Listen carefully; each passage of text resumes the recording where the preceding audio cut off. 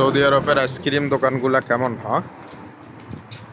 এটা একটা ব্র্যান্ডের শোরুম। মাশাআল্লাহ, খুবই লোভনীয়, চমৎকার। যে এখানে কেক আছে,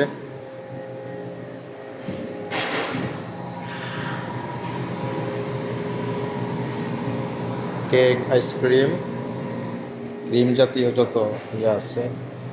তারপরে এগুলো হচ্ছে পরিমাণ মতো যারা যতটুকু চায় ওই আইটেমগুলো তৈরি করে দেওয়া হয়।